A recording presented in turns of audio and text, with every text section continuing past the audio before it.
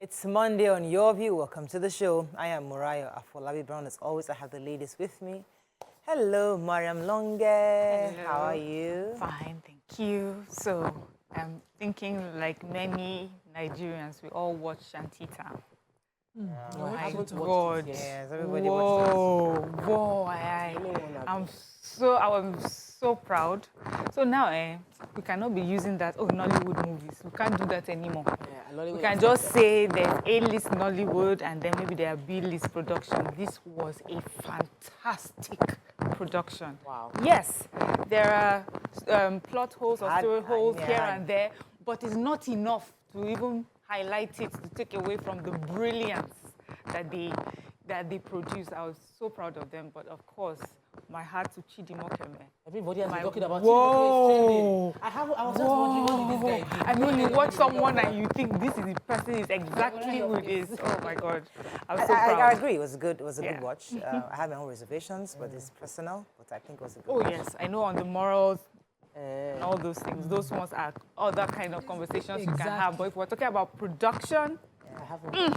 But I know that she is trending. And it's good to have someone from the past come back. So yeah, do so well. Yes. I love the fact that, the older Nollywood, because they are older now, they've been veterans for years, Iniedu, Chidimokeme, and say, all of them, I thought, these people, instead has been in my, I've seen a lot of our work recently, but for the rest of them, it was good to see them, and to see Iniedu in that role that they cast her for.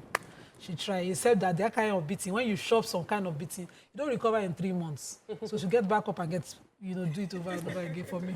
Cool. How? Okay. The weekend for me was for family, from my mom, my mother-in-law, back and forth, my sister.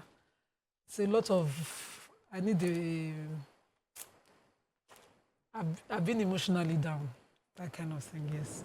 But I'm hoping that, I'm looking at God for grace. God to give you strength. It's never easy. But He always available to you, and He knows how far. He will never give you so much more than you can carry. It's the best of the He will Quran. support you. He will never give you a burden more than you can shoulder. So that consoles. Yes. So I'm sure we'll pull through. How you doing, Topsy? grateful to God. I'm spoilt. Yes, I'm spoilt with light, and it's so unusual not to have light. So I'm one of those that's luckily been in a side of Lagos where 24-hour power supply is norm. So over the past 2 days, we haven't had that, and it's been confusing. That's how I'm like wondering. You just came to it's so unusual. I couldn't sleep. I'm like, the AC is not on. My husband is not around. So it was like, so you cannot sleep without AC. I say, I have to switch on generator. Then the noise is too much. Everybody's generator is making noise. And I think even me, I was not looking at myself like, man, it's good to have body or good life. Or like, it's quick for Nigerians are easy to please, and we'll forget all the bad times, if we just get good governance. And we'll forget. And many of us are desirous of that. And I'm feeling for the past 2 days a glimpse of what the average Nigerian is going through, and it is not easy. Yeah, you're correct that we'll forget. And if we're also willing as citizens to do our own part, because governance is 2 ways. The government can provide infrastructure, but the people fail to do their own part of pay. You are paying. You're paying people. Many people will not pay what you're paying. Yes, they can't afford it, but the point is that 2 people must agree, and then you do your own service, I play my part, and we are happy. Amen. Or if one person does one and the other person doesn't, we are paying, we are paying. Because if we don't pay, then we cut it, so we pay. But what you said, there's a part of what you said that is very correct, especially on the roads. So yesterday, I deliberately, anytime I'm seeing my mom over the weekend, I go on public transport just to experience what the past was like. And I see the way we're looking at the things that they've just done, and we're spoiling them again. So people want to sell their markets. They would rather break the part of the road and put something at Yanoba. The Yanoba that has suddenly just become like villages. Imagine approaching Yanoba that used to be in the 90s, 1992, all of them, and then see a bridge. And you say, and then somebody is struggling to put market there. They don't care how they put it there. They spoil it. The buses are climbing the roads, That's where local government comes in. Because state government will do the infrastructure. Local government jobs just be going up and down, just be fucking maintain, make sure that your people are not destroying it. Local government, I'm not even taxes. What are those guys doing? They monitor. People should monitor because people will destroy. They are human beings. People take. Ensure that the place is used well. Nobody should be allowed to park on the road, climb the road, manage it. It's a new week. Let us calm down. The week is just starting. Let's not start lamenting. Let's go. Buhari is coming to Lagos. So let us be in a good behavior. We'll be right back.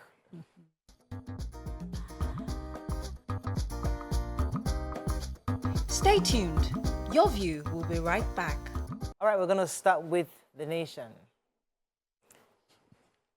Millions of Nigerians can't be wrong. Okay, I'm reading the Kogi governor, my support for Tinubu is unshaken.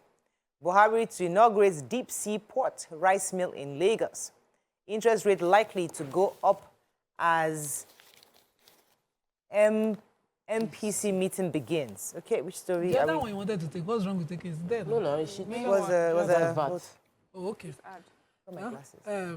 Buhari will be visiting, President Muhammadu Buhari will today be leading the APC presidential campaign team rally in Bauchi. Okay. And after that will hold between 8:30 a.m. and 11:30 a.m., after which he would arrive Lagos for a 2-day walking visit to, of course, accompany, to inaugurate several projects in Lagos, starting with the Lekki Deep Sea Port, the Imota rice mill, and that's the 32 metric tons per hour rice mill in Lagos. It will inaugurate the newly constructed 6-lane rigid pavement Eleko Junction to Ekpe, and also John Randall Center for Yoruba Culture and History. And also pretty the excited about that one. Lubricants factory in Apapa.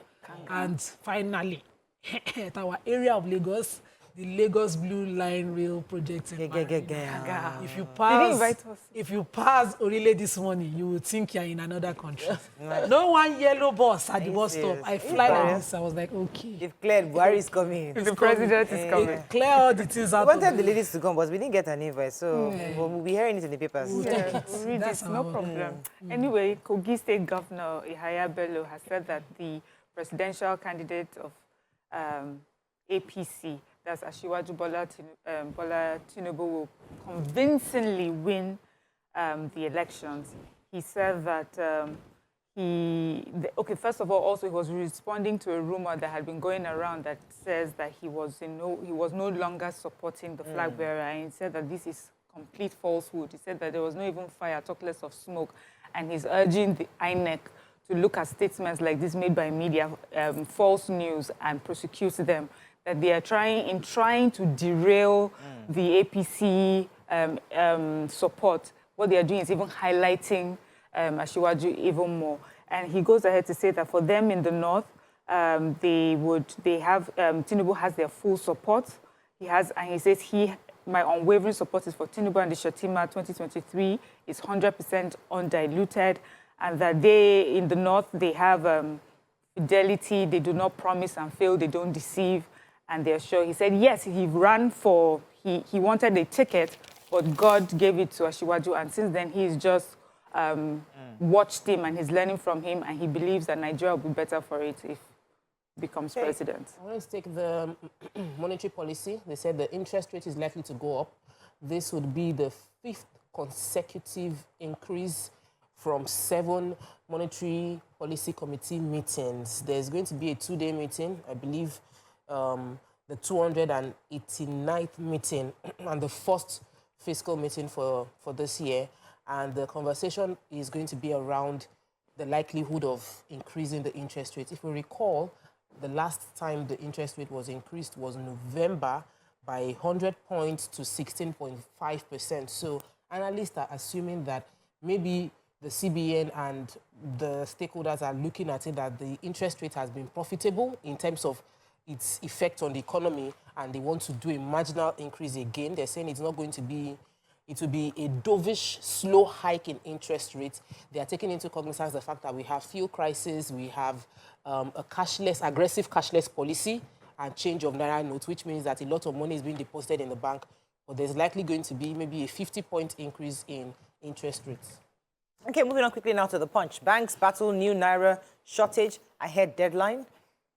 Passengers stranded in forest as Warri Itakpe train derails. M. Kabiola's wife sues Inspector General, demands 100 billion Naira. If terror spreads to Lagos, NCDC monitors Osun and Yobe states. Chatham House pilgrimage, Nigerian politicians seek relevance in foreign land. PSC asks federal government to stop 10,000 constables' salaries. Petrol may hit 800 naira to the litre on subsidy removal, says marketers. Interest rate hike likely as MPC meets today. And sacked UI female lecturer petitions Senate, VC summoned. Okay, let me take the MK Abiola's wife's story. So, Professor Zainab Abiola, the wife of the winner of the 1999 presidential election, MK Abiola, has dragged the Nigerian Police Inspector General Police to the Federal High Court for alleged defamation. According to her, she was framed September 20th, 2022, by one Ibrahim Alkali, that's the adopted son of the Inspector General, that she had inflicted injury on her former orderly Inspector Moses. And she said that this has caused damage to her reputation and her person. According to her, Ibrahim Alkali had conspired with her ex-orderly to lie that she inflicted bodily harm on her. He also, according to her, she has CCTV cameras around that would reveal what happened when the proceedings commenced, and that because of that, she's demanding 100 billion naira for defamation of character and her person. So I remember that video. Yes. So she's claiming that video was a setup. yes, that's what she's saying. That the cameras. Very interesting to see how that happens. see how this unravels. Major headline, the banks, we're 1 week away from, 10 days, 1 week away, according to the papers, from the deadline concerning the central bank stopping the old notes. That's the 1,000 naira note, 500 naira note, and 200 naira notes will no longer be it's still legal part of it? tender. 200 is part of it. Oh, sugar. Yes, 200 is part of it. And so the news is Punch went around ATMs within Lagos State. They specified that most of the ATMs we visited were still dispensing old naira notes. They said they also went to Abuja. A few ATMs in Abuja were dispensing new notes, but most of them old notes. They went to Osogbo in Osun State and they visited a few banks and they realized that no bank was dispensing the new notes. Many of the banks, in order to avoid being the CBN sanction, are not even dispensing at all. The POS machines that Nigerians now have to rely on are saying they don't have access to new notes. So Osogbo, Osun State is largely still giving out old notes. Abeokuta too, in Ogun State, they are still dispensing old notes. So what's generally the Punch is highlighting is customers are demanding extensions. The president of Bank Customers Association of Nigeria, Dr. Uju Ogunbuka, said that there will be need for the CBN to extend the deadline, that it seems that we don't have enough. And if you don't have enough, what do you expect to be done within the date of the deadline? And I think the CBN government should be responsive to the realities on ground. I don't think it's going to be possible because even the lines at the ATM machine just even withdraw because now that we can't even do cash. Yes. Yeah. It's sending more people to be extended. Yeah. Yes. I have petroleum may hit 800. Let me go in a quick break. Okay. When we come back, we continue with our review. Stay with us. We'll be right back.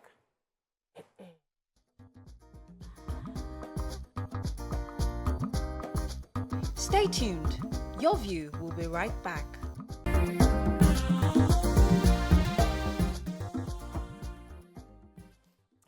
Thanks for staying with us. We're still reviewing Punch. Yes, I was Miriam had a saying story. that the scarcity of PMS, that's petrol.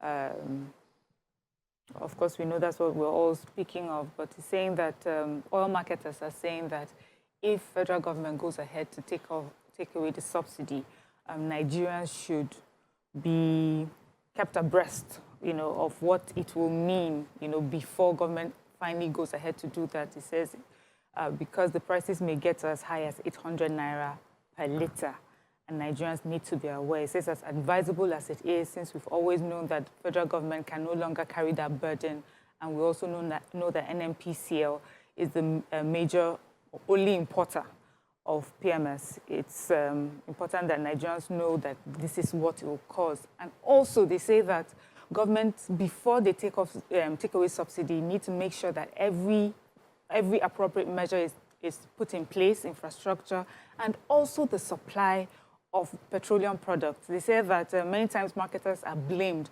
but the truth is there's scarcity from the supply end. It's not like there's any fake scarcity that is being, there is no petrol, and that they are business people. Why would they want to keep petrol? After all, they want to just make profit.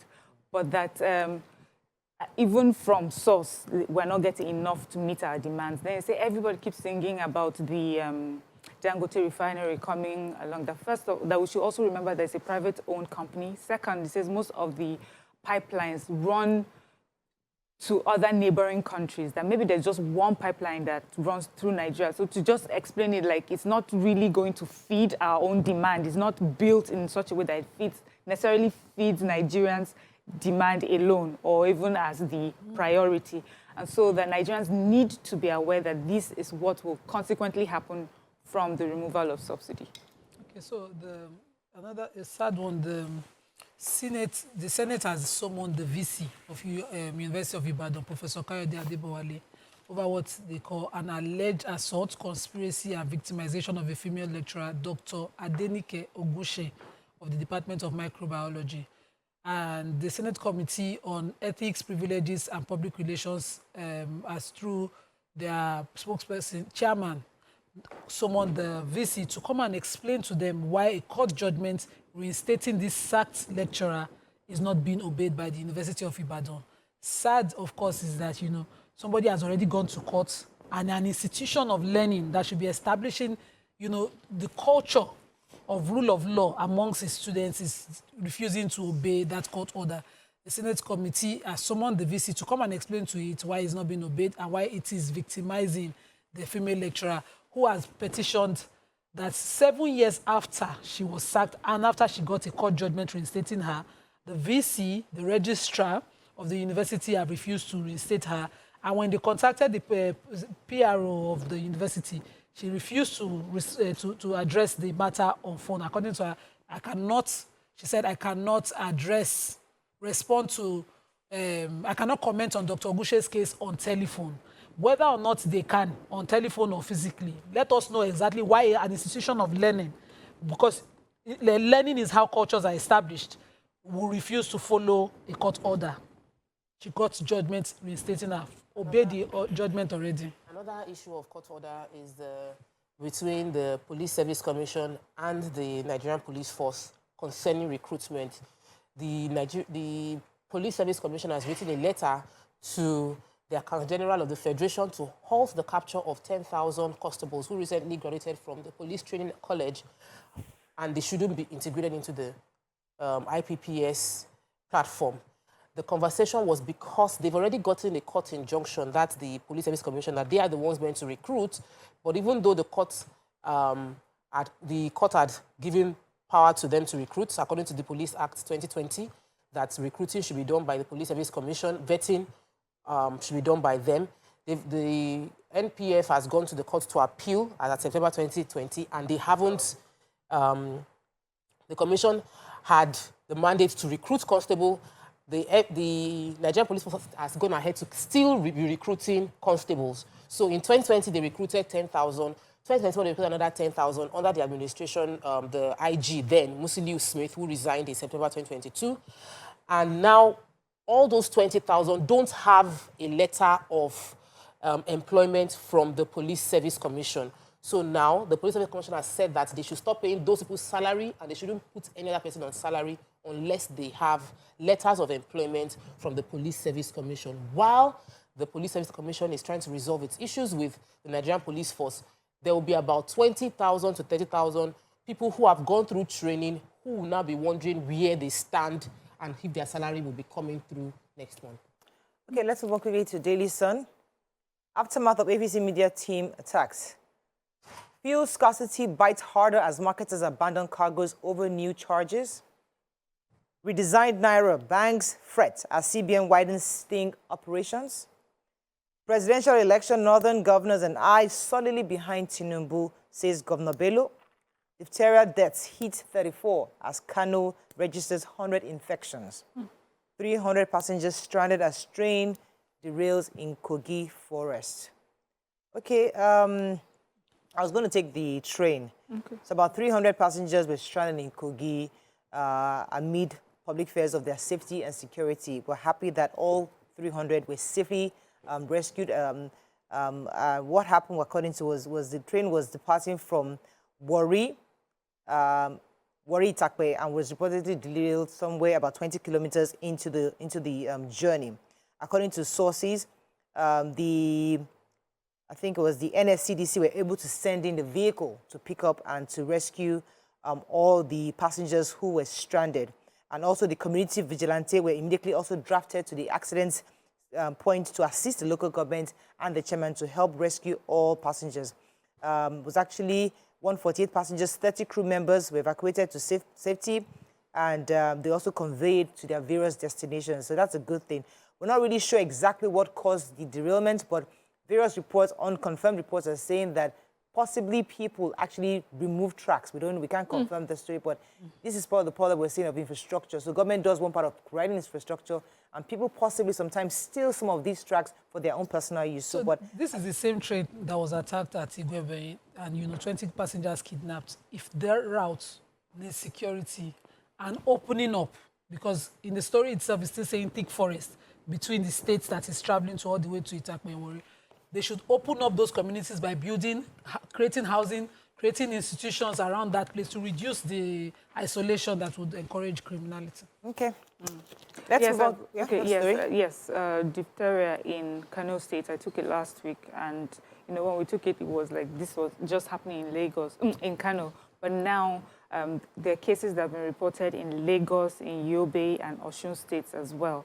But they say that in Kano, they've identified about 100 cases. That's risen from 25 to 100 cases in just 2 weeks. There's also another report of someone dying from it. Diphtheria is defined, maybe a lot of us don't know, but many of us have had children. We do the DPT vaccines. So it's the spread is largely affected by maybe low vaccination. Some of these populations are not getting the proper vaccines, or they're not getting vaccines at all. And so there's that transmission of this bacteria. It says diphtheria is defined as an acute toxic infection caused by Corybacterium species. It's transmitted from person to person through respiratory droplets. And then some of the symptoms are severe to mild fever, cough, sore throat, neck swelling, difficulty in breathing, and then complications can include damage to the heart, kidney, and bleeding, with death in up to 21% of cases. So it's a serious thing, and for those who are not yet vaccinated, it's important that we vaccinate our children, and the government needs to do better in reaching this far to rich communities. Yeah. The point, no alternative to Tinubu, Yahaya Bello insists. Insecurity stakeholders warn against state of emergency in Southeast. Scarcity of Naira creates panic in Forex market as manufacturers orders just for dollar. Can Wike G5 stop Article 6 run for president? And Moteku Court filled with dishonorable men, says Amitolu Shitu. Okay. Let's move on to the Nigerian Tribune. Afenifere to politicians, stop verbal physical violence. Customs on high alert to intercept military camouflage ammunition, says spokesperson. Ondo, Edo, Bauchi states account for 84% of Lassa fever cases. Methodist Church enthrones first female bishop in Nigeria. Warri Takwe train derails in Kogi Forest. PVC collection, Ondo, Ogun, Abia declare work-free days. Alpha Beta PDP asked for FTT to provide updates. Kogi governor has not withdrawn support for Tinubu. He has mobilized 95% of Kogi votes, says APC. And redesigned Rainer, CBN launches cash swap program for rural dwellers. Okay. Okay, Afenifere has decided to address all political parties. According to the National Publicity Secretary, Comrade Jare Ajayi, they have charged political parties and their candidates to focus on the ways they intend to attend to the challenges facing the country, rather than resorting to the utterances back and forth between each other in form of verbal and physical attacks. So they addressed the spokesperson of the PCC, of the APC, Festus Keyamo. They also addressed Debo Ologun Nogba, who is also the spokesperson for the PDP, saying that both parties continue to put their candidates in warfare and verbal attacks back and forth. Then they addressed the video circulating of, a group attacking a man who was wearing a shirt with the Labour Party candidates' on his way from the east, and he shot all his tires. And they're just saying that we should focus on what is most important at this time, which is not either of us, but, you know, the issues bedeviling the country and not attacking each other. Okay, that is all we can take on Front Page Review. Let's go on a break. When we come back, we want our hot topic of the day. Stay with us. We'll be right back.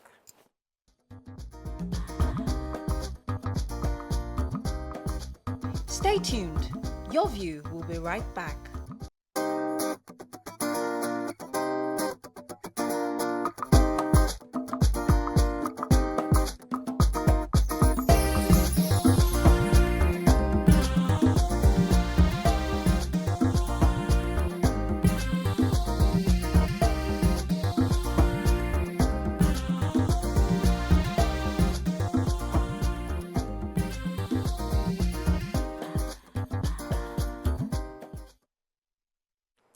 Thanks for staying with us. So as petrol scarcity across the country continues to bite harder, oil marketers have accused the Nigerian National Petroleum Company Limited of politicizing the supply process and making vain promises. The precarious situation appears to be worsening by the day, with long queues being observed at various filling stations. I must admit that today, over the weekend, between Saturday and Sunday, the queues had reduced. I'm not sure it's because Buhari is coming to town, I'm not sure. But we'll find out how it is across the country. I would like to hear from viewers across the country. But the queues are there, and we even read in the papers, you read earlier, the people, the IPMA saying that there's actually an issue with the supply. So we'll try to find out the real problems. Joining us now on the show is the chairman of the Independent Petroleum Marketers Association of Nigeria, IPMAN, the Western Zone, Mr. Dele Tajuddin. Welcome to the show, sir. Good morning. Good to have you, because we read an article this morning that was saying that IPMAN was saying specifically that the government is misleading Nigerians, that the actual problem is supply. Could you give us a real graphical illustration of where the problem is? Because on this show, we try to break things down so Nigerians can understand. We don't want to have the fluffy conversations. So I need you to, from start to finish, one of the issues IPMAN has highlighted is that Nigeria is still the sole importer. Why is this a problem? NNPC is still the sole importer. Why is it a problem? Because we thought that once it gets to the mothership, every other person is able to get it and then distribute. What is the problem exactly from start to finish? Okay. Good morning, viewers, and good morning to every Nigerians. Well, no doubt about it that in the last 2 months or thereabout, we have witnessed scarcity of petroleum products, especially PMS, which is premium motor spirit. Well, you will agree with me in totality that in economics, when something is scarce, it means it's not available. So we don't need to overflog the issue that there is short supply. That's the current situation. But however, my own main concern is that when there's a problem, we need to provide a solution to it, because it affects every facet of life. We marketers, the average Nigerians, even the rich people, everybody suffers. We have seen people queuing up, sleeping in filling stations. We are not supposed to have that in Nigeria as an oil producer country. So the problem is short supply. But my own view about it is that what do we do when there's a problem? Well, there should be an immediate short-term and long-term solution to it. My own view about immediate solution is not that NNPC doesn't have at all, but I think they have separated, or of course they have gone limited, and there's trading, NNPC trading and NNPC retail. The trading deals with large volumes, like importation of petroleum products. Then retail is about the outlets. So, like I said, there is such supply, but the immediate solution that I'm speaking about is that, one, whatever quantity NNPC have, like we used to do before when there's scarcity, let us work 24 hours. Okay. That is, trucking out in 24 hours, including Saturdays and Sundays. Okay. Because you see a situation whereby they don't work on Saturday, they don't work on Sunday. If they had work on Saturday and Sundays, I mean, we will have a little bit of relief today being Monday. Right, let me cut you in for a second. Let me understand you, sir. So you're saying that we have shortages because NNPC has sort of separated whatever they have into two. And what is supposed to come to us, where they put it in for the trucks and then send to Nigerians to meet our demand, is not giving, when they're not giving as much, even though they still have some in their, they still have some in storage. Yeah. That's what you're saying. So it's not a matter of funds. It's not that NNPC is unable to afford to buy enough to meet our demands. It's that they have put some aside. And yes. No. I cannot speak for government whether they have enough money to import. I don't know what the logistic problem should have been, but everybody knows that because of this fight in Ukraine and the rest, the cost of petroleum products has been very high all over the world. Mm-hmm. But whatever the circumstances, I cannot speak for government because I don't know whether they have. Because we wanted to be sure we understood you. Mm-hmm. What I thought I heard you say, supply, meaning that what comes from abroad is there's a short supply. It's not our own fault.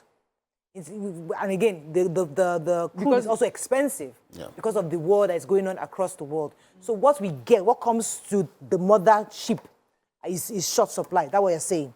Definitely. I've said it that economically, if any product is available, I mean, you won't witness what we are witnessing now. But I thought I also heard you say that the NNPC has some in reserve that, would have come in handy at this time to abate the queues that we're having. No, what I'm saying is that it's not as if they don't have at all. Mm-hmm. Are you getting my point? Yeah. But I'm talking about immediate solutions that if we can work 24 hours in trucking out, I'm still coming to some of the logistic problems that we have. Okay. Because even in some situations where the product is available in the depot, the access to the depot has been very difficult. And that comes to discipline among the stakeholders, not limited to Lumpeng. Because but why now? When you have product in a depot and the whole place is blocked, the truck doesn't even have access into the depot. This is some of the logistic problems that we are having, especially in Lagos today, that maybe all the stakeholders, the marketers, the Nupeng, even the Lagos State Government Transport Department has to look at the product that is available. Let trucks have access to it. Because the turnaround time for loading now is very high. Yes, so I took the story about turnaround time, and the conversation we were expecting to have is a conversation tending towards this. These are the people causing the problems. These are the ways we can solve the problem. But the story I took said that normally if you want to, a trip that will take you 1 day is taking you 3 days. And I remember saying that if you're trying to load, sometimes it takes you 3 days to load. So those issues are not, we've been hearing indiscipline, it's not today. Is it that the scarcity is compounding the problem? Is it that your agents, your body has sent information to NNPC, to the police, to try and open up the bottlenecks there? What have you done to increase the flow of PMS to the average Nigerian? And what were the bottlenecks you faced in trying to resolve those issues? That's exactly what I'm saying, because I've said it here that the immediate solution, because I'm bringing out my view, that is the immediate solution as a key player in the industry. Okay. One of the immediate solutions Saturday and Sunday is to work on Saturdays and Sundays. Okay. And also the stakeholders have to meet and work towards the free flow so that we can access even the available products. Okay. That is the immediate solution as far as I am concerned in my home field. Then We'll talk about the long-term solutions. Let's go on a quick break. When we come back, we'll continue with our conversation. Stay with us. We'll be right back.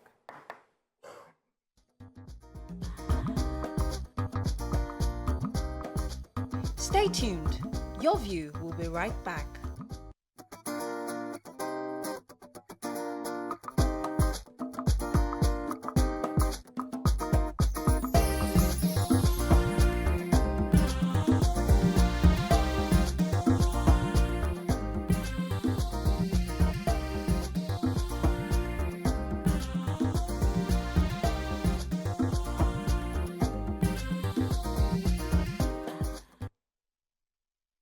Thanks for staying with us. So Nima had a question for our guest before the break. So I heard, he's talked about collaborating between all the agencies, government, and all the practitioners within this sector. But then again, NUPENG makes it seem as if they don't lift crude petroleum products from depots in Lagos, heaven will fall. Are there no alternatives anywhere? Because the road in question is presently under construction. That's the Mara Road in Ejegu Satellite Town. They insist on moving on that road. They continue to slow down the progress of the construction. And while in another crisis, they have already queued up to assess the same road that they are trying to complete. Once it's complete, lifting up products are now in and out will be easy. Give them that break and utilize other depots outside. Or are there no other options for them outside? Okay, well, let me be frank with you. It's not the problem of NUPENG. In Ijegu that we are talking about, we have concentration of tank farms there, precisely about 13 tank farms. And these tank farms receive products, and it must be dispensed. So I think what is happening in that axis now is that, well, the road construction is ongoing. Why? We also have to lift product. So you have to give time. At times, the road workers to stop, allow the truck to go in. While the road construction is going on again, after loading, maybe in the night, they will now release the products to go out. So it has to go home pari passu because we can't close that axis. It's a major axis that supplies product. I believe that would even affect the quality of the road at the end of the day. I live there. I see the activities there. I think give a moratorium of lifting for 3 months. Finish, work will finish, and then you have a free, clear road. So they will pass them on one side of the road. We residents, school children are forced to manage bad sides of the road. They queue there all day. There's no lift up and stop within 24 hours. If NUPENG takes over the roads, they take over the express for weeks. It happened in December. They don't lift up and leave. They take over everywhere. So give a moratorium of a period of 3 months max, and I'm sure that road will be done. Well, like I said, we have concentration of tank farms. There are 13. In fact, that axis has the highest number of tank farms. And these tank farms are being owned by individual people, companies. So let me ask this question. Petrol prices now vary. And it's as if it is as the spirit is leading the owner of the filling station that is putting the price. We know now, we read in the paper that officially the price is going to change to 185 or 86 naira by April, but it has taken effect in all filling stations. In a few filling stations, while others are selling for 250, some are selling for 300, some are selling for 200. Like the Independent Petroleum Marketers Association, what exactly is informing the prices that we see across different filling stations? Good. You have talked about alternative depot. Before this time in Southwest, we have 5 government depots. We have one in Ilorin, one in Ibadan, one in Muslim in Shagamu, Ogun State, one in Satellite Depot, and another one in Norway. All those depots are not working, as I speak with you, over a year now. Government has a responsibility, while we citizens also have a responsibility. And I must confess to you that issue of vandalization has forced NMPs to take product of that. Sure. So what I'm saying in essence is that even we citizens, because it is economic sabotage for anybody to go and vandalize, we have had a situation whereby NMPs will take about 10 million liters and hardly they will get 6 million liters, a loss of 4 million liters. And NMBC has gone limited now. There has to be 1 liter per 1 liter. But however, I still want to challenge the government that they have all apparatus to monitor the pipeline. So they should do something about it. If we have had the depots working, somebody from Ilori will not come to Lagos to come and load products. Marketers from Ore will not have reason to come to Lagos. Ibadan, we don't have reason to come to Lagos. They're all coming to Lagos now. Everybody, even from all parts of the country, from the north, from the east, and everybody.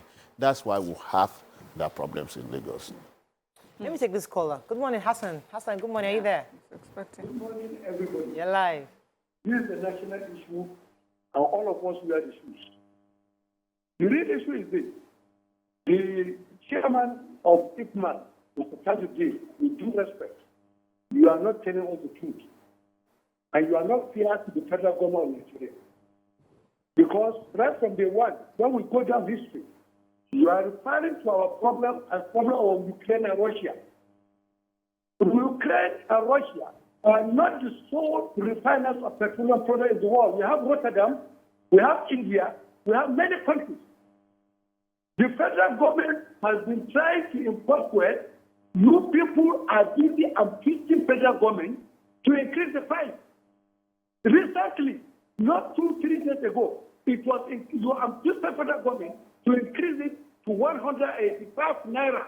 The marketers that are not imported, you force the federal government to be importing. And after importing, you are now frustrating federal government from distribution because you hold the distribution chain. That is the reality of it. So Nigerian people should begin to look in the direction of distributors as the number one enemies of Nigeria. Good morning. Okay. So that's another angle. So You see, maybe the man doesn't understand me. I'm talking about immediate solution. I'm talking about what can we do now. What's your long-term solution? Are you getting my point? Okay. The long-term solution, the PIA bill has addressed that. Okay. One, long-term solution, government has to do everything humanly possible to ensure the 4 refineries in Nigeria are working. Because if the refineries are working, you won't have any cost to go overseas and import. You know the impact on our naira when you import products. When was the last time all 4 refineries worked? 2, Dangote refinery is coming up. And other modular refinery has to be approved. But we must not run away from the fact that the regulation has to be done because it is no more feasible. It's like we are postponing the evil. That's the truth. Let me go back to what Hassan just alleged. So in December, the DSS had to be called in to bring force IPMAN members to sell price at the regulated price. What exactly was IPMAN's interest in not selling at the time? And you know how, why did they have to, because immediately the DSS issue came in, there was an obedience of the regulation for a few days before it went back again. Maybe just what to exactly add to it, why the insistence on raising the price as he alleged? Okay. On this TFC, when we noticed this scarcity coming, I was live here when I told the whole country that what we are buying is above the normal price. And so, therefore, we cannot sell at government-regulated price. Okay. It is either we stop selling, because if government has regulated the price, and we, as independent, because we don't have a tank farm of our own, we rely solely on government, and that product is not forthcoming. So I said it here, point and clear, that it is either what we buy is what we sell, or we close our stations. So, if man is not taking advantage, as a matter of fact, what we are buying, in fact, we need to look for extra money. And even the profit we make now is not in correspondence with what the capital we employ. I'm getting a little confused. NNPC Don't be confused. NNPC is the sole Sole importer, importer. and you buy from NNPC. No, we are not. We are not getting from NNPC. Okay, why are you Get getting from private we depots. get from From private private depots. But NNPC is the sole importer. Yes, but even you are private buying depots. from, Depots but and they buying sell from to the private NNPC. depots, Yes. then you buy from From private different depots. Yeah. Now- Please, sorry, Morayo. There's a conversation that when they remove they remove subsidy, the price will go to 800. It will go to 400. Some people will buy for 1,000. Please, what is the realistic pricing that this petrol would go to if they actually remove subsidy? Well, removal of subsidy, like I've said, it is no two way about it. But you know, there's fluctuation of crude oil prices. But as of today, I think it's about $87 thereabout. And going by what the landing costs now is about 400 naira per liter. That is the landing cost. But I want to assure you that once they allow so many players in the industry, because it's like a monopoly now, when you allow so many players in the industry, definitely the price will come down. So, and of course, if we are able to refine in the country, the price of bringing it in and out, the insurance, all other prices. I don't understand. When you say pricing or bringing many players, because I get confused. Right now, we only have an NPC of bringing in. So we say we should have multiple people that can import, because people can actually source for affordable That was petrol the case before. across. They changed it because there was But then we corruption. flipped because I remember there was. No, get me right. When you import a product, Yeah. definitely you are going to incur some expenses. Absolutely. That is, you are taking your crude oil, you are going to transport, you are going to do good in transit, and some other logistics, even the cost of refining that product. And that product is still coming back to Nigeria. You know, it's two-way. Right. What I'm saying in essence is that if we refine Nigeria, all those costs will be out of it. I mean, that's a given. Because I try to, as I said, I try to let this show be so simplistic so Nigerians get it. So, for example, hair. These things are not made in Nigeria, for example. So if one person, if Mariam is the only person that is allowed to bring in hair from all over the world to Nigeria, every person goes to Mariam to buy the hair. Now, when you now buy the hair, you can wig it, you can color it, however it is. You decide the price. But our government says, no, we will determine the pricing. My question, therefore, is, should we have multiple Mariams bringing it and sourcing it from all over the world so that we can now be competitive? Or do we ensure that even if we buy it from Mariam, the competition now is between us that are buying from Mariam? Let's be clear where you want the competition to come. That's the one. No. I've said it that there will be so many key players. The PIA bill has addressed that. It's not supposed to be sold solely by government. It's supposed to be multiple. That's what we fought against, and we brought it to this. I remember in this country, I was in this country when we were having different collecting contracts to import, and we couldn't ascertain what they were doing. Exactly, and then we said government should handle it. I think that was the reason. You see, because people were swindling government of that subsidy. That was why government took that decision. Yes. But now that we have PIAB, like I said, go and read it very well. It has addressed all these things. Let there be so much key players in the industry. If Miriam has money, you have money, or you have money, go and bring the product. It will be competitive. Okay. So once, in an economy, once you put out monopoly, naturally the price will go down. Like that of MTN and the rest that are not competitive. But I have a question. So these private depots that get from NNPC, would you say they are the ones taking advantage of giving us different prices? Because if NNPC is giving it to them and you're supposed to get it from them and still sell at a government-regulated price, where is the discrepancy happening? Are they not following government directive, or they're supposed to sell it to you people at any price that they want? Well, that is between them and government, but I want to speak for HIPMA here, and you can do your investigation anywhere. Is what the price we get is what we sell. So that has to do with the government, those who import it and the regulatory agencies. What's the difference between the prices that major oil marketers are getting from what independent oil marketers are getting? Because they get to sell at a price better. No, because, you see, the major marketers, they already have their tank farms, and they get, I've told you that there's trading and there's retailing. So they get their product from the trading, that is in bulk.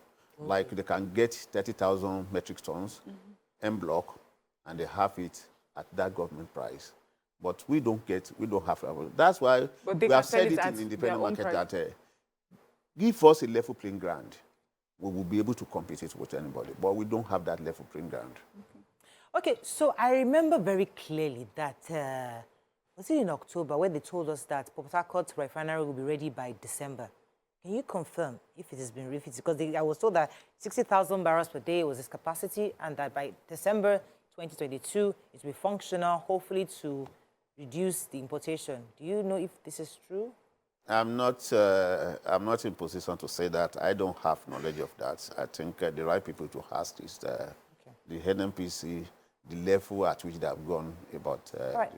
Let me go on a break. When we come back, I'd like to take some phone calls. If you're living across the country, tell us your petrol experience, accessibility, how much you're buying it at the petrol stations. Let me know. We're going to break. When we come back, we'll just continue this conversation. Stay with us. We'll be right back.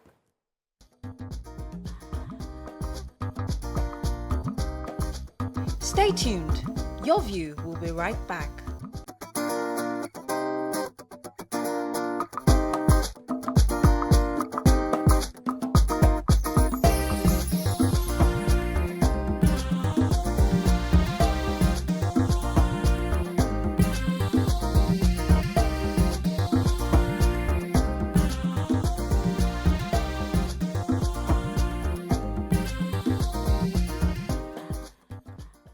Thanks for staying with us. We're still trying to get a better understanding of the issues concerning the PMS scarcity that we're experiencing in Nigeria. You can still call our numbers on 081-270-53687, 091-390-76948.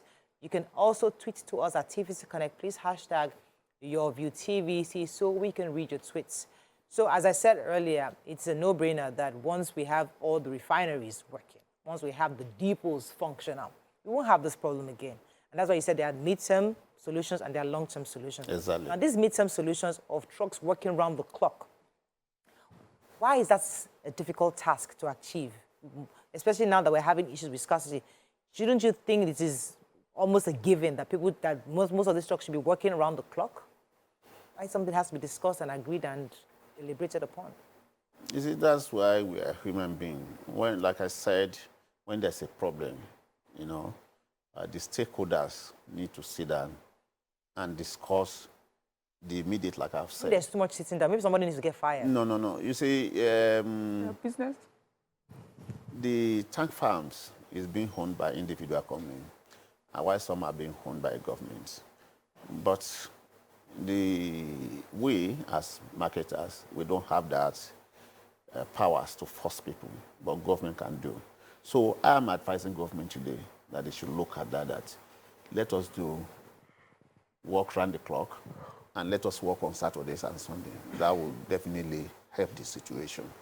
I think you can't speak for them, but I'm wondering if trucks work 24/7, are they considering security? Could there be a reason? Are they considering security? Are they considering the fact that these trucks will be on our roads morning and night while regular commuters are going up and down? Could that be a consideration? But this same government is asking us to pick up our PVCs. They now made it Saturday and Sunday. They even said But they're not driving it. The truck is different from I know. I agree with you. I'm just saying that if the same government can make decisions for PVC, how PVC is so important to them. They said they're even going to be work-free days in certain places just for you to go and get your PVC. This also should be crucial for the government. I mean, safety issues that Mariam was, it could be. Well, maybe somebody has not thought along the line, along that line, but I'm seeing it as immediate, one of the immediate solutions. Okay, we have to wrap up on this, yes, but do you have any comments on social media? Yes, Cool DJ Funky Flex says, I bought PMS yesterday in Port Harcourt, River State at 300 naira per liter. And then Emmanuel says, with Dangote refinery, I say Dangote like people. With Dangote refinery coming on stream soon, government is working with the business mogul to set a suitable entry price for him. Be rest assured that if subsidy is removed, price will hover around 500 naira regardless, and there won't be any meaningful infrastructural development. Okay, I have a caller. Super. Good morning, Super. Are you there? Okay, we lost the call. Yes, any other comments? He says, I doubt that many people have pondered on what buying fuel at 800 naira would do to this economy and the consequences for our people. Sorry. Emperor Lasbon says, how can the whole nation be coming to Lagos to load PMS and other products? Why not make all other depots functional? Which is... But you answered that now, that Nigerians were vandalizing the pipeline. No, we understand vandalism, secure the pipelines. And okay, we have to wrap up on this, but thank you so much, sir. I like your final words. As we've had the opportunity to have this conversation, but what are your final words to Nigerians and to the government on how we can actually help each other to move this forward? Okay. The government has a responsibility, while we citizens also have a responsibility. For those who engage in vandalism, I want to appeal to them that this country belongs to all of us. And I also want to advise the people within the area that we should take every government property as our own. Because vandalization is not just an easy thing to do. It's a truck will go in. So government agencies, like the police and the rest, the civil defense, they should be up to the task. So because if that is resolved, we will have solved 50% of our problems. Then for government, the PIA bill has been there for more than 8 years. And it has not been fully implemented. Yeah. So I want to advise that it has to be implemented so that they allow so many players in the industry. I want to assure the nation that once you have so many players in the industry, it's not being done by government alone. But do you sense an insincerity on the part of government, especially because this PIB has been on the table forever? So are there elements within the government that doesn't want this thing to pull through, do you think? Well, I wouldn't know that, but I've said it several times in this house that PIA bill has to be implemented. It has taken too long to come into reality.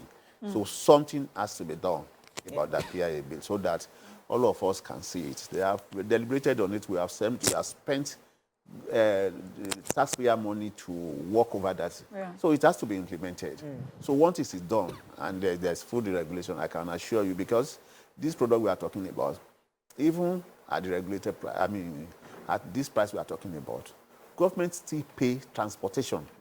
Yes, they do. To some other parts of the country, like the northern part. So it's like if you bring Malu from Maduguri, you can sell it at Lagos at whatever price you bring it. You can sell at Ibadan for whatever price. You can sell at Ilorin at whatever price you buy it. So that government will just remove their hand in the issue of pricing. Okay. That's all we can take on this segment. We're going to go on a break. Thank you, sir, for joining us. It was a pleasure. Thank you very much. Learning a few things from you. We're going to break. When we come back, we'll continue with our show. Stay with us. We'll be right back.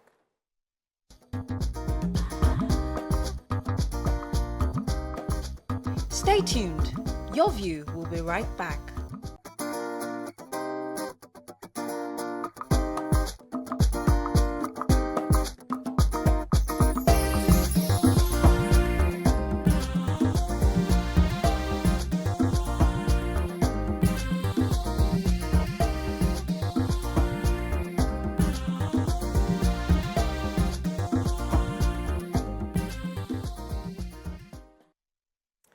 Thanks for staying with us. On this segment, we will be looking at Asiwaju Bola Ahmed Tinubu's plans for the Nigerian youth. Joining us on the show to do this is Dr. Nicholas Felix. He's a Deputy National Youth Coordinator for the Presidential Campaign Council of the APC. He'll be telling us what APC presidential candidate has in stock for the youths, the lofty plans and innovation documented, and the manifesto for the youth population. He was also the 2023 youngest presidential aspirant of the APC, and he's from Edo State. Welcome to the show, sir. Thank you for having me. Good to be here. You can join the conversation on 08127053687, 09139076948. You can tweet to us at TVC Connect. Please hashtag your view TVC so we can read your tweets. So, I know you're a politician and you're working with the flag bearer of the APC. Nigerians are asking, what does your principal have in plan for young people? You know, we have over 70% of the population, and there are lots of youths out there. Yes, there have been quite a lot of innovation to help bring youth into the job market. Well, what more would Asiwaju do when if he becomes president? Once again, thank you for having me. Good to be here with you guys.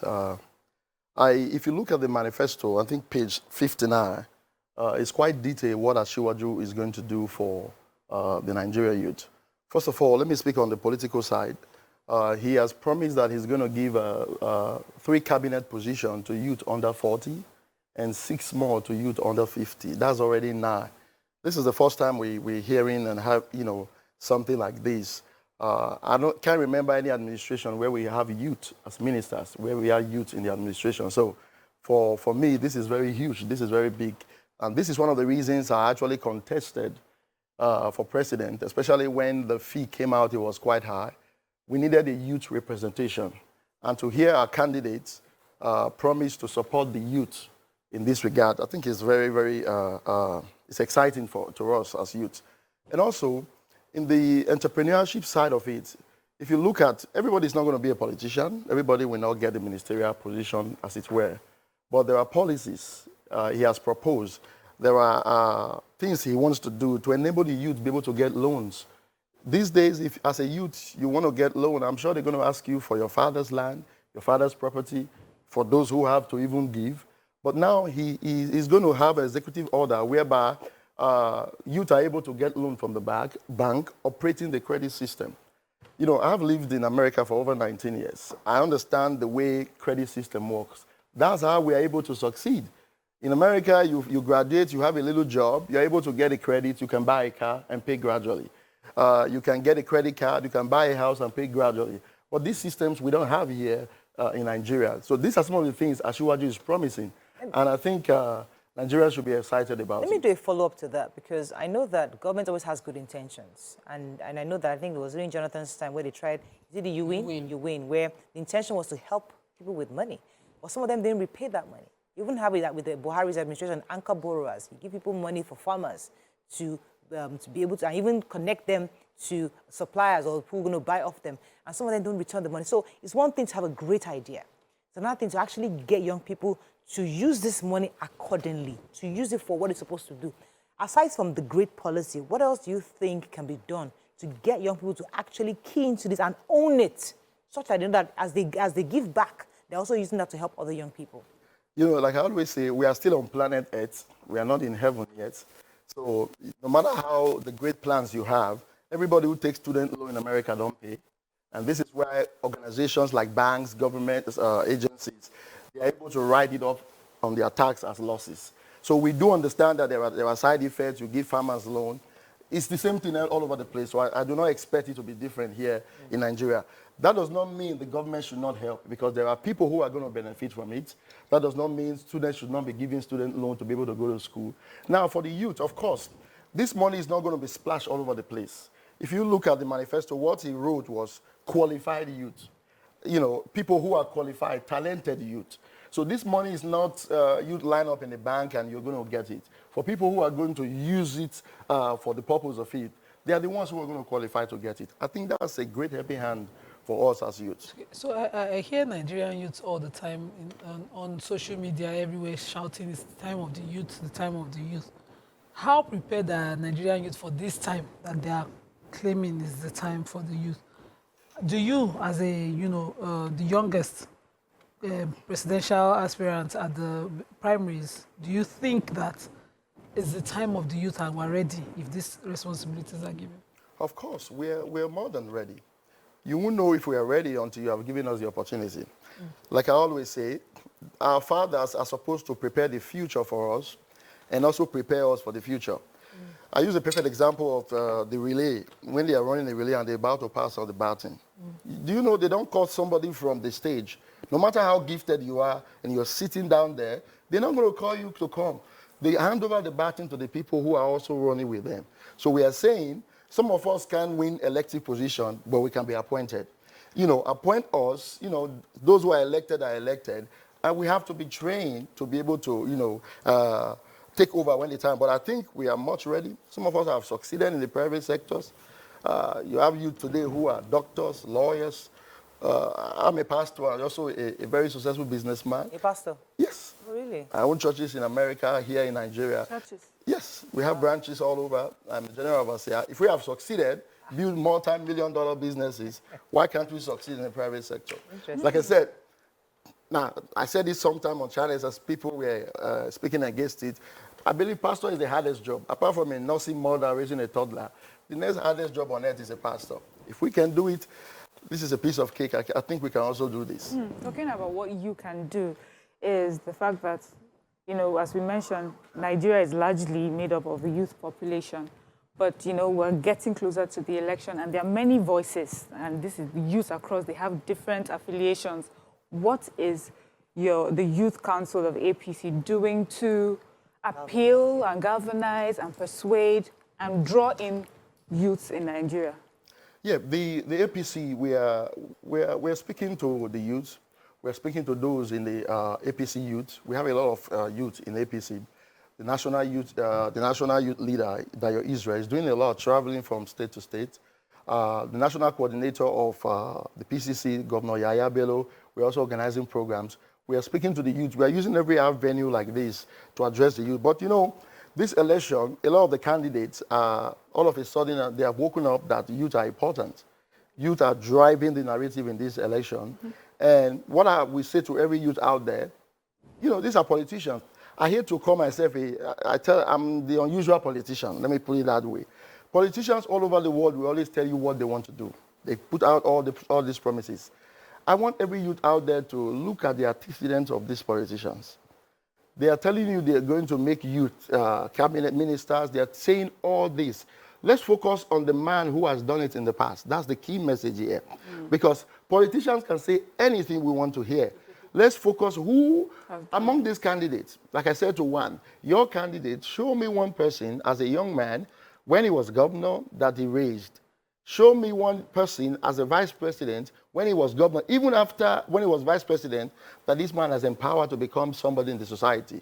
Many of them cannot point out names. Apparently, Asiwaju is the only person you can count from House of Assembly members to governors to vice president, some even say president. So much people from the south, from the north, all over, that they can point that this man helped me in one way, he empowered me, you know, to become a governor. We have it all over. Now, we are saying, if he did this, he left office, I think, about 16 years ago as a governor. If he did this as a governor, imagine when he becomes president, when he has the spread all over the nation. I believe he'll be able to do more for the Nigerian youth. We are looking for somebody who will not just appoint us as SA. I say this all the time. Youths are getting angry with me. You know, the only title they give us is to become SA. I hate that title SA because of that. Why? We are better than just becoming SAs. You know, these guys, when they were young, in their 20s, in their 30s, they were governors, prime ministers, and they did excellently well. Why do you think now, even in this technological age, why do you think we can do more than just being SA? We need to do better than that. Okay, sir. Let me go back to the concerns of the youth. So, our median age, considering what our median age is, considering the population of the youth, is not promising 6 cabinets position to people under 40 when the median age is 20. You know, like it's far. The average Nigerian youth is not going to become he won't have any position in the political landscape. Speaking to their real problems is that the average person graduates from school, has no guaranteed hope of getting employment. And even when there are businesses to be done, there are lots of gridlock, either the dollar crisis, one thing or the other, disturbing the young people from being able to thrive. What is in the manifesto addressing the core need of young people? Good jobs, access to education without consistent break over time. You know, like I always say, the government cannot employ all her citizens. There's no nation on earth where the government employ all our citizens. How do we get employment? We get employment by private sectors driving the employment in the nation. And we cannot have private sector do this if the country is not safe. You know, when I was running for president, that was my #1, and I'm glad our candidate has his #1 agenda. Until Nigeria becomes a safe country, we won't have investors. seeing the kind of man that he is, a man who is very brilliant and has a vision, to be able to bring investors into our country, to be able to empower those entrepreneurs, to be able to, hire people, that's the only way we can reduce unemployment. Any candidate who come and promise us 2 million jobs by the government, we know it's not true, it's not going to happen. Asiwaju is going to empower the private sectors. If you look at the calendar of our rally, while other candidates are just doing rally, he's meeting with stakeholders. He's meeting with businessmen, having private meetings with all of them. Why? He's trying to empower them, get our rich politicians, our rich businessmen who are shipping their money abroad to go and invest because of insecurity, to come back to the country. By the time we begin to do this, and also empowering the banks to be able to give loan to companies. Every youth will not get loan, but there's a company who can get a multi-billion naira loan to be able to build factory, and before you know it, be able to employ people. Look at the refinery that is going to be opening in Lagos, the Dangote refinery. Thousands of people are going to be employed. Whether you like it or not, they are going to be employed within the Lagos demography. Some may relocate to Lagos because of that. Just imagine how many of these we get from each state. That's the only way we are going to be able to reduce unemployment. I like to hear a lot of Asiwaju's stories because people have worked with him. So, for example, Fashola was here recently and he was giving us specific examples of what Asiwaju did because he had worked with Asiwaju, and he was giving us examples of the policies like LASA, like LASMA, how it's been replicated across the country in different states. What's your own Asiwaju story? What's that thing? Why are you supporting Asiwaju? What's that thing you see? Because people have sat there and given us different stories. I mean, the general, he has built leaders, he has transformed Lagos State. That's what is out there. But I would really like to hear your own personal story. What is it that you believe in this man? You see, when I started my campaign, a lot were coming with Asiwaju. I was the youth who didn't want, if you're above 50, you should not be running for office. And I didn't even want to pay attention. I began to hear individual story. Comrade Adams Oshomole is somebody very dear to me. I'll say the best governor Edo State ever produced.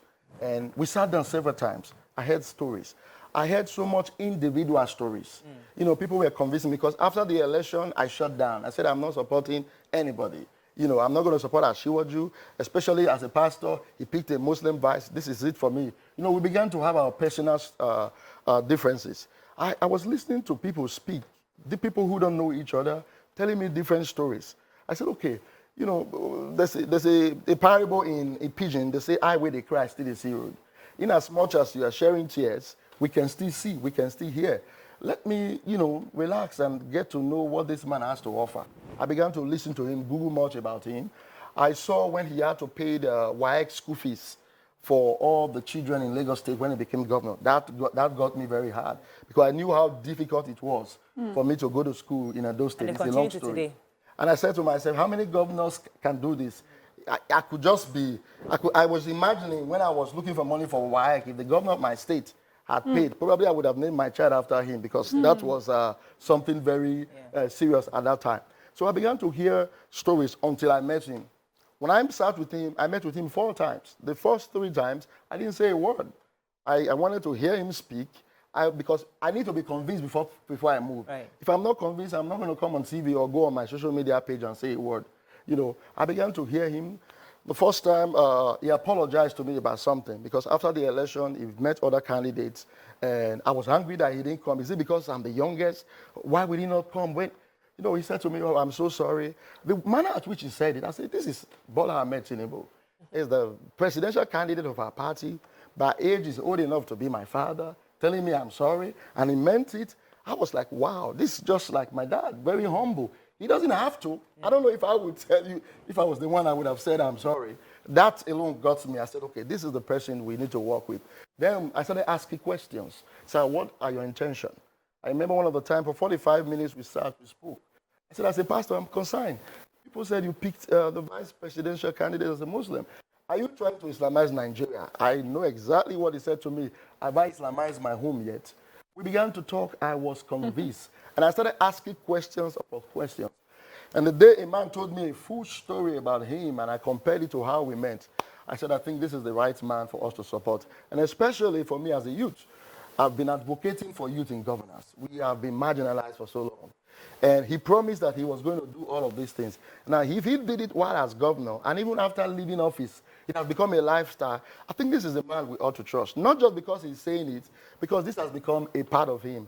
And that's my personal story with him. All right, let me go on a quick break. When we come back, we continue our conversation. Stay with us. We'll be right back.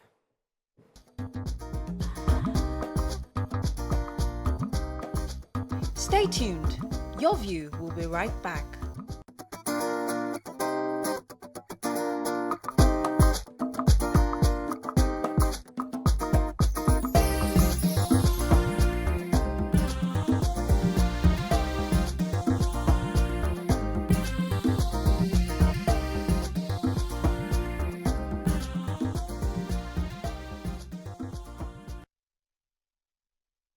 Thanks for staying with us. So we have a few questions for our guests. Okay, so I was going to talk about, being from Edo State, you just sort of mentioned that Oshomole was best governor at the time. I remember, he wasn't him. But what exactly would you say, as a son of the soil, is happening in Edo? Let's talk Edo for a while. How would you say the government of the day is dealing with things on ground? And how does it provide for youth on ground?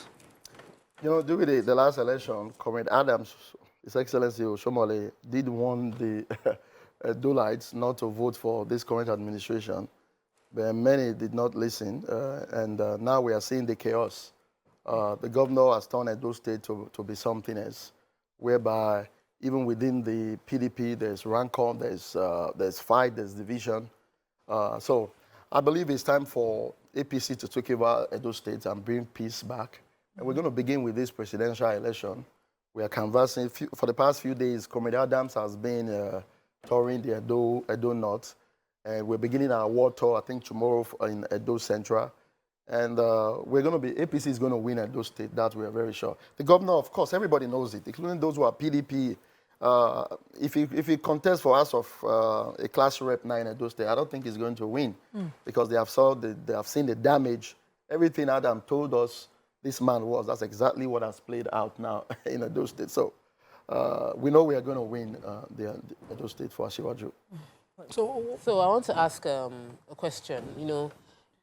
Social media, there are people online, a lot of young people online, a very, very strong army that seem to be on the attack.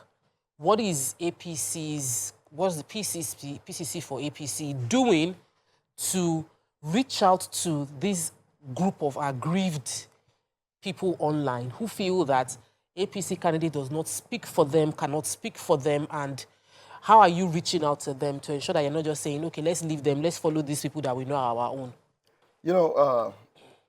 I always tell people, some of us, all of us, we have blood flowing in our veins, not acid. So sometimes the attack can be so much, but the step we have taken is not to go the route they are going. If we want to come heavily, nobody has monopoly in attack. Nobody has monopoly in insult. I have data, I have Facebook and all of that. We can go the same route, but what is the nation going to become? So we don't want to go the route of attack. We are campaigning. We are addressing the issues, sticking to the facts. After the election, Asiwaju is going to be president to everybody, whether you voted for him or not. He's going to be your president. And many are going to retract their step back to say, oh, I didn't know this is who this man was. I didn't know this is what this man can do. So the attacks are coming. Many of us have been attacked. We've lost friends. But this is what we believe. I'm a member of the APC. And I'm not just supporting Asiwaju because I'm APC. I'm supporting the man because this is the man I believe is going to empower us youth. I'm seeing beyond 2023 election. I'm looking beyond this election. I need my next president to be one who will accommodate the youth, who will empower us, the youth. Now, when I use the word SA, not to say SA is a bad position. It's just that I'm saying we're better than just being SAs. We medical doctors. I have an experience where I took my child to, this was 2014. My son needed serious medical attention. And I was referred to a specialist. The way the doctor was describing this specialist, I thought he's one old white Jewish man, doctor, who has been practicing for like 17 years. That this is Methodist Hospital, the hospital presidents go to. I got there, it was one young Adewale, Yoruba young man who was a doctor. I kept looking at him. At the time, he asked me what the problem was. No, I'm surprised that as young as you are the specialist in this hospital. And the way the doctor spoke about you, I thought it was going to be something else. So if we can be this in these nations, why can't we even be more in our own dear country? So for those who are already in support of the flag, your flag bearer and the party, what would you like to see them do towards the election? We want them to go out and campaign. We want them to stick to the issues. They're going to insult you. They've insulted us. But we're not going to go down to the mud like they are doing. I posted this morning on a page. Somebody was so angry. He wanted us to go and backlash. I said, no, we are winning. We must act like winners. Some of them are losing. That's why they're acting like losers. So we cannot go the same route they are going. They're going to insult you. Let them keep doing what they're doing. You see, insult, they will never take us serious on social media. That's what I keep telling youth. If you stay on social media and just run your mouth, come out and join in the politics. Attend rallies, attend debates. Go and contest. Even if you can't buy the form, throw your heart in the race. Do something for them to take us serious. All this insult is going to end up on Facebook. If your candidate is invited for the debate, would he come? If he's invited. When he went to London, he answered questions. You see, there are some media houses who have decided to throw heavy attacks. You know, some of us have gone to such media house when you're supposed to stick to the fact. In journalism, you're supposed to be neutral. You're supposed to, you know, ask questions, not to bring anybody down. The first TV station that asked me about being a pastor and supporting Muslim ticket is TVC. I've been to AIT, I went to others. When I left, I called the producer. I said, I respect you people. You didn't say because you're close to the APC, you want to, you know, address this issue. I like the fact that as a journalist, you ask the question, is there been the issues in the heart of Nigeria? You stick to the fact. But not coming here, you want to, you know, cause an embarrass me on national TV, cause an insult. Everybody know exactly where you belong to. That's not the way you're supposed to play when it comes to journalists. So he will attend, debates, but I don't think it's everyone. As someone based in who spent 19 years in the US, I'm sure you have a stronger touch in diaspora. What exactly are you doing about Nigerians in diaspora, and how are you bringing them into this campaign? I'm so glad you asked that question. My dear brother Prince Ade is the director of the diaspora committee. He is doing a marvelous job reaching out to those in diaspora. The last time I saw him, I told him to slow down. That is making us look like we don't know what we are doing. Because every day, this guy is busy. As a matter of fact, right now, they are making an arrangement with airlines to bring Nigerians abroad home to come and vote. I mean, he's doing such a marvelous job. On the 27th, we're going to be in Atlanta, Georgia for a meeting. That same 27th, we have another one in Canada. So there are several meetings going on right now, some London also. So he's doing a fantastic job to orient those abroad. But you know, many of them will not be able to come down and vote. What we are telling them is to let their parents, their sisters, their family members know the right person to vote for. And those in the diaspora, if you look at the manifesto, Asiwaju is speaking some of the system we know. I've always said you need somebody who have tasted this system to be able to come and introduce what we have seen there. When I hear him talk about student loan, these other guys don't know what they call student loan. They don't know how it operates. You have to live in the system, even benefit from it to know how it works. You talk about the credit system where you can buy cars today, you don't, without having the entire money to pay for it. We don't have those systems here in Nigeria. So these are some of the things that Asiwaju is introducing. And those in the diaspora, they know it because they live it. And I believe that is getting to them, and they are passing the message across. All right, we have to wrap up with you, but I think I'll take a few comments on social media before we run off. But while we're searching for comments, a lot of Nigerians out there, I mean, one of the things I like to commend the PCC for is the fact that they've kept this campaign issue-based. I've seen a lot of negative energy from different quarters, and I realized that when people from your party especially, they focus, and even Asiwaju is almost as if he just wants you to come to vote for based on what he has done, not based on the sentiments. Yes. Focus on my ability and capability, which is a good thing. But I see that many Nigerians are gradually removing the fluff and focusing on the issues. Yeah. But there are other people that, regardless of what you say, the fact that there's an almost inherent hatred for this candidate, regardless of what he's about to do. How do we somewhat, trying to find the right word, how do you plan to ensure that those people don't influence your own people who you hope that will vote for you? Oh, those who are convinced with Asiwaju, you need to go to this rally. I've been to many of these rallies. Those who are convinced, they go all the way. My only advice would be, don't be shy to come out and boldly declare your support for Asiwaju. Some people are shy or they're afraid of the backlash.